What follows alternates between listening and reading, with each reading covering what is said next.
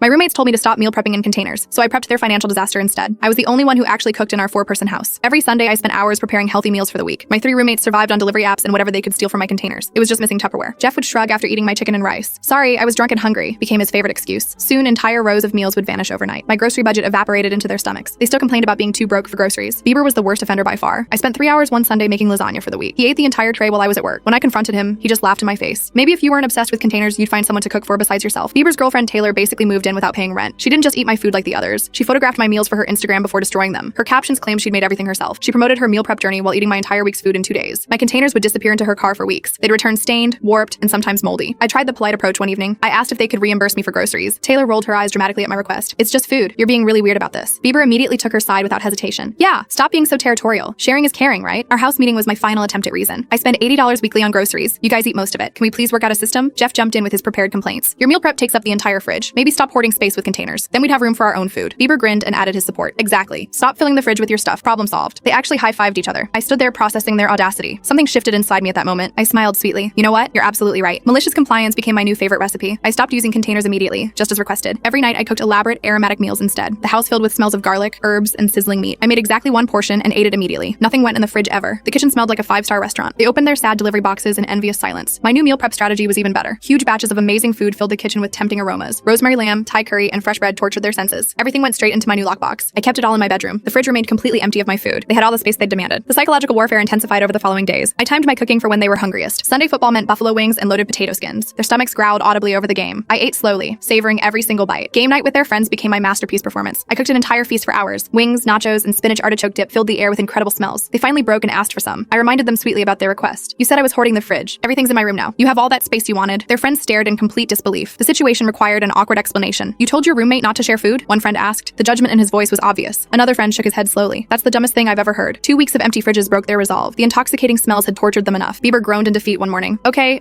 we get it. Can we work out a food budget? We'll pay you to meal prep for everyone. I pulled out my laptop with fake enthusiasm. Actually, I found the perfect solution. This meal delivery service has an amazing deal. Everyone just needs to sign up for the group discount. Taylor grabbed the tablet without reading anything. Whatever. Where do I click? She tapped through multiple screens carelessly. Her credit card information went in without question. She complained about how many steps there were. She never read a single word. She just committed to a 52-week subscription. The price was $300 per week. The cancellation fee was absolutely massive. The group discount page had actually been commitment terms. I started packing that same night. My studio apartment was already lined up. I could meal prep there in peace. My note on the empty fridge was cheerfully worded. Congratulations, Taylor. You're now enrolled in premium meal delivery. $300 per week for professional food. First charge hits tomorrow. My phone exploded with calls and texts as I drove away.